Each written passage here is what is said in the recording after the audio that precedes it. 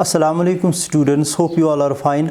Dear students, आपको पता होगा कि हम जो चैप्टर पढ़ने जा रहे हैं तो उसका नाम है थ्योरी ऑफ सप्लाई। और डियर स्टूडेंट्स, हमने इसमें कुछ ऑलरेडी कुछ टॉपिक्स पढ़े हैं जिसमें हमने पढ़ा कि सप्लाई क्या होती है, या इसके रिलेटेड हमने पढ़ा सप्लाई स्केड्यूल और हमने सप्लाई कर्व को पढ़ा। आज हम बात करेंगे एक और इम्पॉर्टेंट टॉपिक की, that is the supply function. Dear students, today our topic is about the supply function and what is supply function and what are the different factors which determine the supply of a commodity। तो हम आज उन्हीं की बात करेंगे, कौन से ऐसे फैक्टर्स हैं जो डिटरमाइन करते हैं किसी कमोडिटी की सप्लाई कितनी होती है, कम होती है कि ज़्यादा होती हैं। तो डियर स्टूडेंट्स, दैट्स व्हाई हमने यहाँ पर पहले लिखा supply function studies the functional relationship between supply of a commodity and its various determinants. So dear students, we can say its actually those factors, वो सारे फैक्टर्स जिनकी वजह से सप्लाई एक कमोडिटी की डिपेंड होती है या उससे वैरी होती है। In other words we can say these all are the factors which determine the supply of a commodity. For example commodity X, या हम कह सकते हैं these all are the factor, ये ऐसे फैक्टर्स होते हैं जिनकी वजह से सप्लाई वो वैरी करती है एक कमोडिटी की। तो डियर स्टूडेंट्स, हम यहाँ पर इन सारे फैक्टर्स को यहाँ पर डिस्क्राइब करेंगे, इनको आपके सामने एक्सप्लेन करेंगे।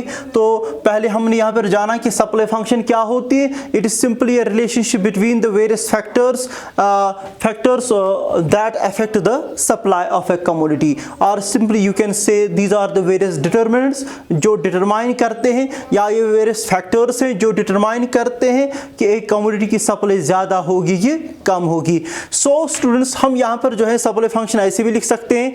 For example there is commodity of X, उसी की हम सप्लाई की बात करते हैं। Supply of X is the function of price of X, that means P X मैंने लिखा है।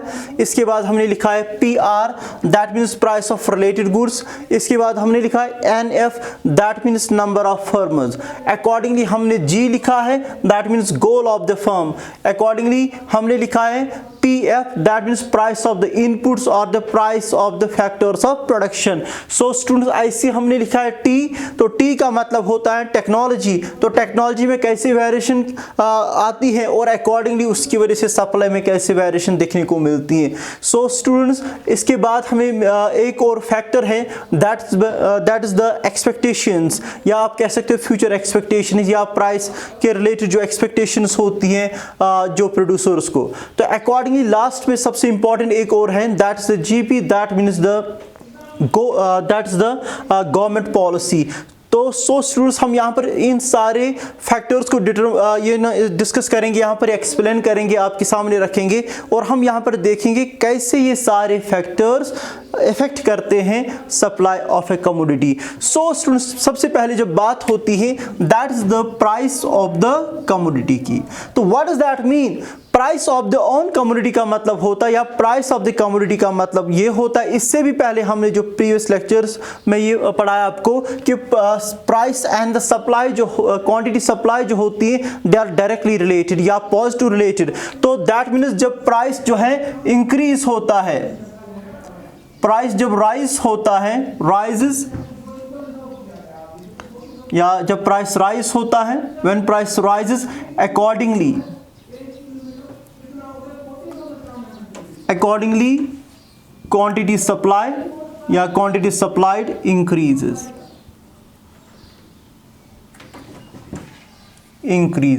दैट मीन्स जब प्राइस इंक्रीज होता है किसी कमोडिटी का, तो अकॉर्डिंगली हम कह सकते हैं कि उस कमोडिटी की सप्लाई भी वो इंक्रीज होती जा रही है। तो याद रखिएगा डियर, दैट मीन्स हम कह सकते हैं कि price of the commodity is directly, और you can say positively related with the supply of the commodity. With the increase in the price, quantity supplied will be automatically increase. तो ये हम देख सकते हैं कि प्राइस ऑफ द कमोडिटी है तो ये डायरेक्टली रिलेटेड है किसकी, क्वांटिटी सप्लाई के साथ। लेकिन इसमें एक इंपॉर्टेंट चीज याद रखनी है, जो हमने पहला पॉइंट बोला कि प्राइस ऑफ द कमोडिटी, इसमें हम कह सकते हैं कि अदर फैक्टर्स जो यहां पर हम देख सकते हैं, दीज रिमेन्स द कांस्टेंट। हम मान के चलते हैं कि there is no change in these all factors, तभी ये पहला फैक्टर जो है, तभी ये पहला पॉइंट जो है वर्कआउट होता है या यही काम कर लेता है। तो इस सिचुएशन में हम कह सकते हैं कि व्हेन अदर थिंग्स और other factors which affect the supply remain is a constant, price and the quantity supply are directly related. ये डायरेक्टली रिलेटेड है with price increases quantity supply also increase, price decreases quantity supply also decreases. तो पहला आपने ये जाना कि price of the commodity is the important factor which determine the supply of a commodity. So students, now let us talk about the price of the related goods. Price of the related goods की जब बात आती है तो हम कह सकते हैं कि price of the related goods में how the price of related good is determining the supply of the commodity. अगर हम एक example देंगे dear, for example एक producer है that is producing or supplying the rice and wheat, वो rice और wheat को produce करता है। अगर वो market में देखता है, क्योंकि हमें पता है कि for example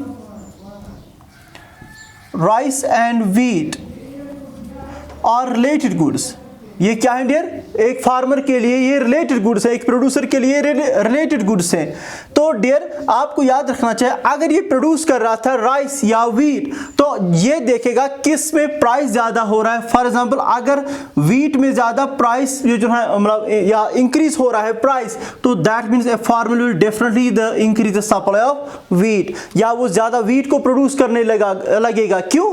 because rice and wheat are the related goods. या अकॉर्डिंगली अगर एक प्रोड्यूसर की बात करेंगे, एक प्रोड्यूसर जब दो रिलेटेड चीजों को प्रोड्यूस करता है तो उसमें वो देखता है कि एक चीज का प्राइस जो होता है वो कैसे डिपेंड होता है दूसरी चीज के प्राइस के रिलेटेड। तो अकॉर्डिंगली हम कह सकते हैं कि एक अगर आप मान लीजिए एक ऑटोमोबाइल इंडस्ट्री है या एक फर्म है, वो प्रोड्यूस करती है दो टाइप्स के टू व्हीलर्स को, ठीक है। तो अगर एक ये जो ना टू व्हीलर जो है दूसरे टू व्हीलर के मुकाबले में सस्ता है, तो दूसरा जो होता है उसी की सप्लाई इंक्रीज हो जाएगी क्योंकि उसका प्राइस जो है इंक्रीज हो रहा है। तो जिस related, if the price of the related goods will increase, याद रखना है अगर रिलेटेड गुड का प्राइस इंक्रीज हो जाएगा तो जो प्रेजेंटली जो हम सप्लाई कर रहे हैं वो डिक्रीज हो जाएगी। तो हम कह सकते हैं कि when the price of the related good increase, the goods which are being supplied at present that is being उसकी जो है सप्लाई कम होगी। क्यों? क्योंकि हम रिलेटेड गुड्स को देखते हैं कि उसका प्राइस इंक्रीज हो रहा है। तो हमने ऑलरेडी बोला डियर, जब भी price of related good increase हो जाएगा, जो प्रेजेंटली हम सप्लाई कर रहे हैं जिस चीज की जो रिलेटेड गुड है, तो याद रखिएगा डियर, तो वो चीज जो है उसकी सप्लाई जो है कम होती है। सो स्टूडेंट्स इसमें एक चीज याद रखनी है, when there is increase in the price of related good, जो प्रेजेंटली हम सप्लाई करते हैं चीज, जो चीज है उसकी गुड है उसको हम क्या करते हैं सप्लाई करते हैं, उसकी ऑटोमेटिकली सप्लाई कम हो जाएगी। लेकिन इसका अपोजिट अगर हम देखेंगे, if the price of related good will decrease, अगर रिलेटेड गुड का प्राइस क्या हो जाएगा, डिक्रीज हो जाएगा, डेफिनेटली प्रोड्यूसर जो है या फर्म जो है वो वही जो प्रेजेंटली वो सप्लाई करते हैं चीज की, उसी की वो सप्लाई जो है कंटिन्यू जो है ज्यादा करेंगे। बिकॉज जो रिलेटेड चीज जो है वो इससे सस्ता है, उसमें प्राइस कम ना, उसमें प्राइस कम है और अकॉर्डिंगली प्रॉफिट भी उसमें कम होगा। तो हम कह सकते हैं कि when the price of the related good is increase, जब उसमें इंक्रीज प्राइस होता है, जो प्रेजेंटली जो गुड जो होता है जो हम सप्लाई करते हैं तो उसकी जो है सप्लाई कम होती है। लेकिन इसके रिवर्स में क्या होता है, when the price of related good decreases, जब रिलेटेड गुड का प्राइस डिक्रीज होता है, जो प्रेजेंटली हम चीज सप्लाई करते हैं, तो अकॉर्डिंगली उस चीज की सप्लाई जो है वो जो है वो ज्यादा होती है। तो it is how the price of the related good जो है वो कैसे अफेक्ट करती है किसमें, इन क्वांटिटी सप्लाई पर। अकॉर्डिंगली डियर हम लिखेंगे नेक्स्ट जो पॉइंट हम यहाँ पे डिस्कस करेंगे, that is the number of firms. तो सिंपल सी बात है dear, if the number of firms in the market will increase, अगर एक मार्केट में फर्म जो है इंक्रीज हो जाएंगे, दैट मीन्स जो एक अगर एक कोई पर्टिकुलर कमोडिटी है उसके रिलेटेड जो भी फर्म्स है, अगर उनकी तादाद जो है इंक्रीज हो जाएगी, अगर उनका नंबर इंक्रीज हो जाएगा, if there will be increase in the number of the firms which are producing a particular commodity, definitely the market supply of that commodity will increase. तो दैट मीन्स एक market में, एक particular market में उस commodity की जो है supply जो है, क्वांटिटी सप्लाई जो है इंक्रीज हो जाएगी। सीधी सी बात है, अगर आपके मार्केट में जो है 10 ये जो सेलर्स थे एक कमोडिटी के, अब 20 सेलर्स है, तो सप्लाई ऑटोमेटिकली जो है इंक्रीज हो जाएगी। लेकिन इसका रिवर्स हो जाएगा तब when the number of the firms will reduce. अगर एक मार्केट में, पर्टिकुलर मार्केट में किसी कमोडिटी का जो है उसमें क्या हो जाएगा कि नंबर ऑफ फर्म जो है वो डिक्रीज हो जाएगा। If the existing firms will close down, अगर जो प्रेजेंटली जो दुकान है, फर्म्स है या प्रोड्यूसर जो है वो अपना काम बंद कर देंगे, उसमें मार्केट में कम ही ये जो ना प्रोड्यूसर्स रहेंगे या मार्केट में कम ही जो है फर्म्स रहेंगे, अकॉर्डिंगली डेफिनेटली उसमें क्या होगा, सप्लाई जो है डिक्रीज हो जाएगी। आपको सिंपली याद रखना है with the increase in the number of the firms, quantity supply या market supply will definitely increase, and if the number of the firms will decrease in the market, obviously there will be decrease in the quantity supply in the market. तो ये एक और हमने third point यहाँ पर बोला। Next point that is the goal of the firm. Goal of the firm जो होता है डियर, आपको पता होना चाहिए एक फर्म जो होते हैं उसके बहुत सारे गोल्स हो सकते हैं। एक पहला गोल हो सकता है जो सबसे important, that is maximisation of profit.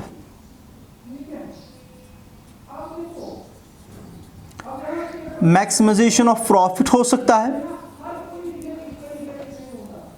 या सेल्स मैक्सिमाइजेशन हो सकती है,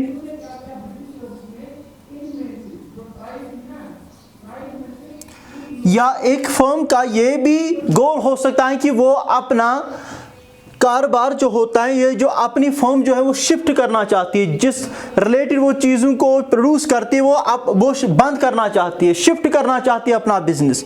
तो लेकिन मेनली हम कह सकते हैं यहाँ पर ये जो ना मैक्सिमाइजेशन ऑफ प्रॉफिट या प्रॉफिट मैक्सिमाइजेशन एक एक गोल होता है फर्म का, या तो होगा सेल्स मैक्सिमाइजेशन। सो स्टूडेंट्स याद रखना है, जब goal of the firm, when the goal of a firm is profit maximisation, जब एक फर्म का गोल सिर्फ यही होगा कि हमें प्रॉफिट ज़्यादा से ज़्यादा कमाने हैं, they will definitely supply only when the prices are higher. जब प्राइसेस हायर होंगे तभी वो सप्लाई करेंगे, because their only motive is to maximise their profits.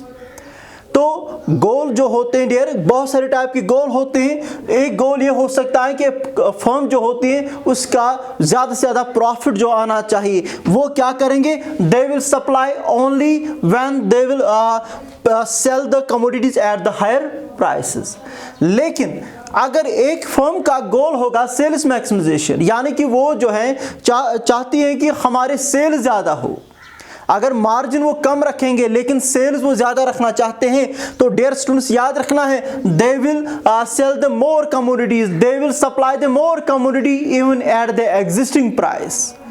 वो प्राइस जो है ज्यादा नहीं देखेंगे कि प्राइस ज्यादा है कि कम है, but they will definitely supply more at existing price. So students याद रखिएगा dear, goal of the firm is also the important factor which determine the supply of a commodity. तो dear याद रखिएगा एक और चीज हो सकती है गोल ऑफ द फर्म में, ये कि हम कह सकते हैं कि एक फर्म का ये भी गोल हो सकता है कि they want to shift their business।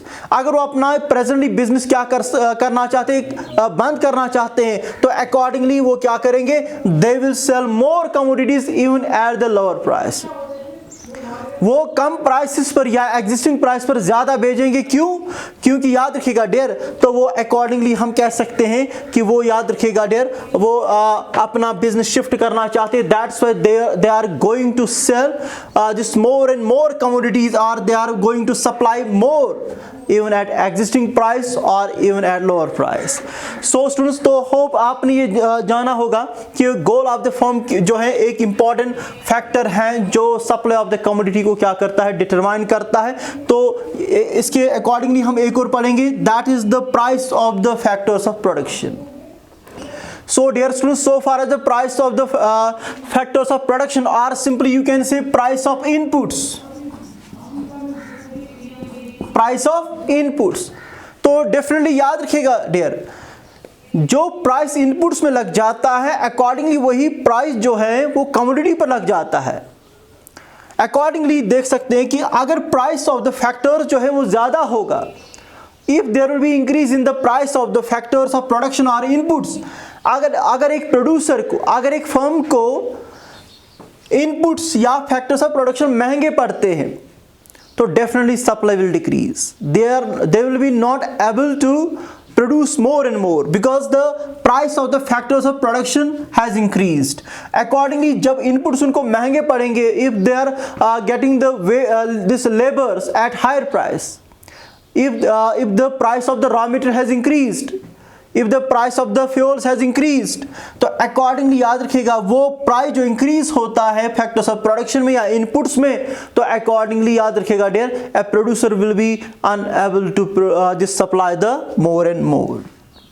इसके अपोजिट में क्या हो जाता है, if the price of the factors of production will reduce, अगर प्राइस ऑफ द इनपुट्स, अगर जो प्रोड्यूसर जो होता है, अगर प्राइस ऑफ द फैक्टर जो है वो सस्ते हो जाएंगे, लेबर सस्ता मिलेगा, ये जो है रॉ मटेरियल सस्ता मिलेगा, बाकी जो इंग्रेडिएंट्स जो होते हैं, जो बाकी इनपुट जो होते हैं वो अगर उनको सस्ता मिलेगा, डेफिनेटली एक प्रोड्यूसर जो है वो क्या करेगा, he will supply more and मोर। तो सो स्टूडेंट्स हम कह सकते हैं कि price of the factors of production is most important factor which determine the supply of a commodity. If the price of the factors of production will increase, definitely the supply will decrease because it will increase the cost of production. And opposite happens when the price of the factors of production reduce. It will decrease the expenditure or you can say the cost of the production. Accordingly supply जो है वो क्या होगी, increase होगी. Now next dear, another important factor which determine the supply of a commodity, that's called the technology. Technology कैसे जो है supply पर असर करती है डियर, अगर एक प्रोड्यूसर के हाथ ऐसी technology I, if he is using the most advanced technology, it will definitely reduce the cost of the production. ये कॉस्ट ऑफ प्रोडक्शन को कम करेगी, तो जब कॉस्ट ऑफ प्रोडक्शन कम हो जाएगा, a firm will be able to supply more and more even at existing price. Price चाहे ज़्यादा हो या कम हो, लेकिन याद रखिएगा डियर, वो तभी क्या करेगी, वो इस अच्छी टेक्नोलॉजी की वजह से, इम्प्रूव टेक्नोलॉजी की वजह से क्या करेगी, they will be able to supply more and more even at existing price. तो हम कह सकते हैं कि चेंज इन द टेक्नोलॉजी, लेकिन आपको याद रखना चाहिए dear, change in the technology में हम जनरली क्या लेते हैं, इम्प्रूवमेंट ही लेते हैं, क्योंकि जो दिन ब दिन टेक्नोलॉजी आती है, जो प्रोड्यूसर नई टेक्नोलॉजी लाएगा, नई टेक्नोलॉजी ऑब्वियसली कॉस्ट को रिड्यूस करेगी। तो हम कह सकते हैं कि जब टेक्नोलॉजी में इंप्रूवमेंट आती है, जब एक producer, when a producer is going to use the new technology, improve technology, that will reduce the cost. क्या करेगा, कॉस्ट को कम करेगा। जब कॉस्ट को कम करेगा dear, more will be supplied at existing price. If the same this producer or a firm is going to use the old technology, obsolete technology, वो पुरानी टेक्नोलॉजी को यूज करेंगे, आउटडेटेड टेक्नोलॉजी को यूज करेंगे, तो ऑब्वियसली उससे क्या हो जाएगा, कॉस्ट जो है वो इंक्रीज हो जाएगा।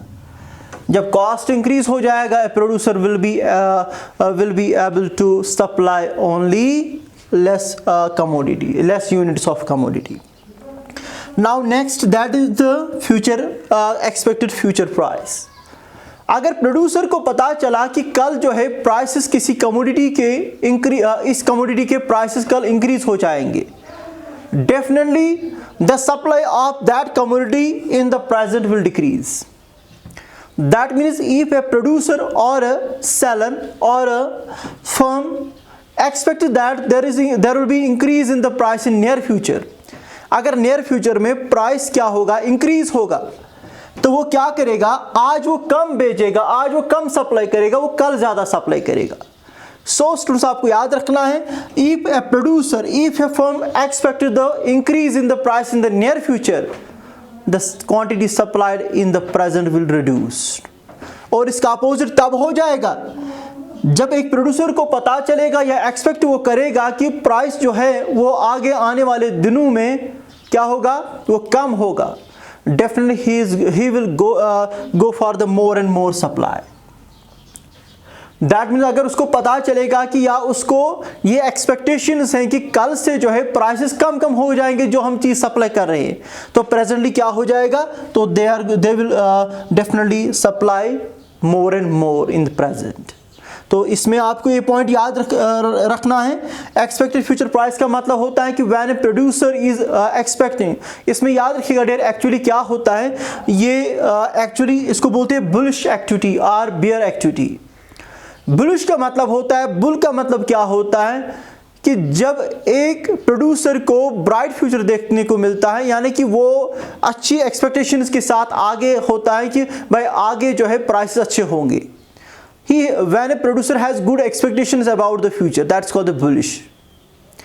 और bearish का मतलब होता है कि when a producer has the bleak and the dark expectations about the future. So हम कह सकते हैं कि expected future price का मतलब होता है कि when a producer is expecting or a firm is expecting the price will increase in the near future. In present the quantity supply will reduce, and if he expects that the future price of this commodity will reduce, in presently the supply will be increased.